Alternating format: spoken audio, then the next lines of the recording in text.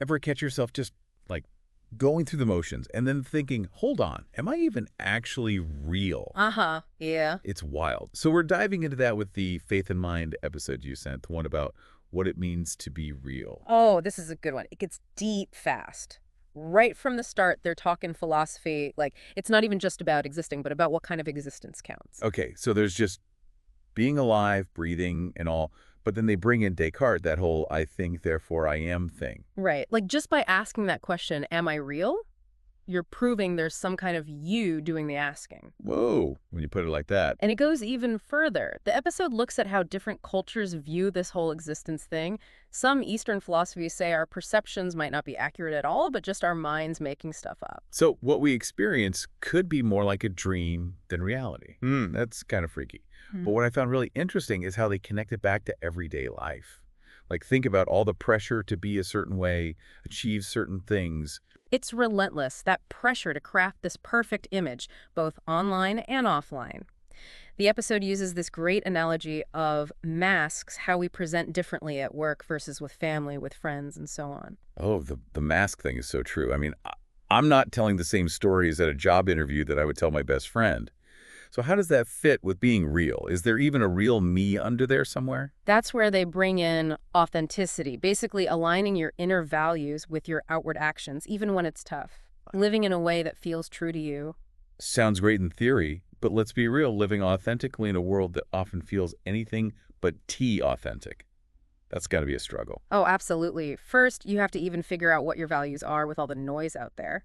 Then, the real challenge about actually living those values, even if it means going against the grain. That can be scary.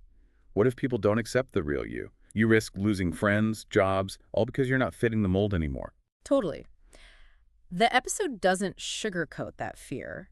It gets that the search for authenticity can be draining, especially when we're told our worth comes from achievements, appearances, fitting in. And that's where it takes an interesting turn, going from this personal, being real thing to a more spiritual one, particularly through a Christian perspective. So going from figuring out me to figuring out me in a bigger picture. Exactly. It's like, who are you if all those things you built your identity on are gone? And that's where this idea of being created in God's image comes in, right? Like your worth is already there, it's inherent, you don't have to earn it. Okay, that's a powerful thought. But honestly, it's hard to fully grasp sometimes. Like, if it's that simple, why is there this constant struggle to feel real, to feel worthy? Right, isn't it such a human thing? The episode dives right into that. It's like, yeah, this truth is out there, but then the world throws all these lies at us about who we are, what matters. It's a constant battle. Totally. Like being pulled in opposite directions. Yeah. On one side, you've got this inherent worth, unconditional love. But then there's that pressure to achieve, to perform, to fit some mold. Exactly. And they call out some of those lies directly, like that whole thing about our worth being tied to how productive we are, how much we do, how much we achieve. Ugh, it's so easy to fall into that trap. Feeling like Yeah. you always got to be doing more, being more. Exhausting.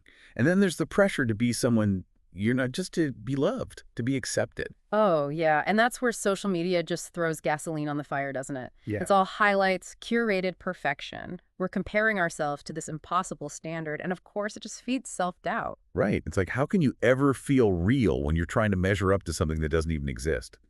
But here's where the episode shifts gears. Again, goes from this external battle to a more internal one, talking about the soul. And they're suggesting that this is where our deepest sense of reality actually lives. Not just thoughts, not just emotions, something deeper, maybe even eternal. So in a world that's all about distraction, they're saying the key to figuring out what's real about us is to go inward, to nurture that soul, that core. That's the idea. They talk about things like prayer, meditation, even just being in nature, ways to reconnect with that quiet space inside, that inner wisdom.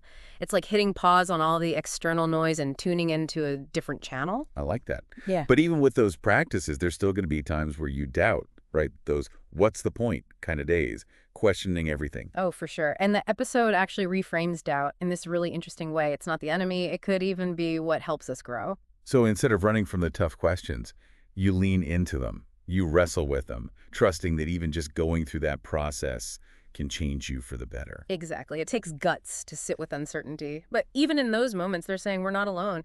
So many people throughout history have asked these same questions about purpose, about existence. It's part of being human.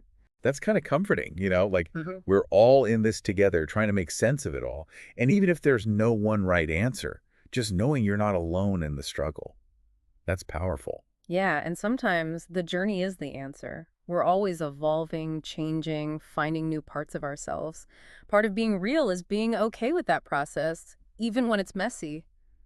So if we're always changing, does that mean there's no end point to this whole being real thing? That's a great question. And honestly, the episode doesn't try to give a simple answer. It acknowledges how complex we are as humans, but it definitely leans into this idea that authenticity isn't a finish line, it's more like a direction you keep moving in. So it's less about, boom, I'm real, and Uh, more about always checking in, making sure you're living in line with, well, with who you are at that moment, even as you change. Yeah, it's a constant dance, especially when life throws curveballs, Yeah. right? Which it always does. Yeah. But even without a rule book, this episode makes a good point. When you're aligned with your authentic self, life just feels more fulfilling. I can see that. But it also makes me think about those times where being true to yourself is hard. Hmm. Like having to have tough conversations, setting boundaries, maybe even walking away from relationships that aren't working. That takes guts. It does. It takes courage to choose authenticity, Yeah. especially when you might lose something like approval, validation, people you care about.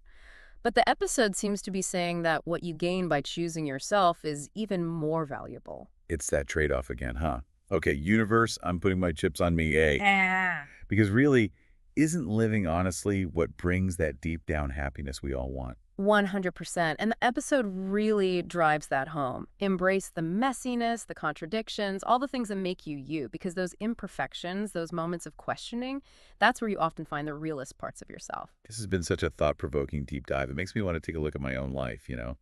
Where am I letting those masks slip on too easily? Where can I be a little braver about showing up authentically? And that's what's so great about these deep dives. It's not just about listening, it's about taking these ideas and making them your own, finding what resonates with you and putting it into practice. And remembering, it's a journey. It's not like one day you wake up and you've achieved peak realness. Exactly. There will always be doubts, questions, but like we talked about, those aren't failures. Those are chances for growth, for digging deeper into who you are. So, to everyone listening, if you're on that journey of figuring out what it means to be real, you're not alone. Keep exploring, keep asking those questions, and keep embracing the journey of being you. That's all for this deep dive. Until next time.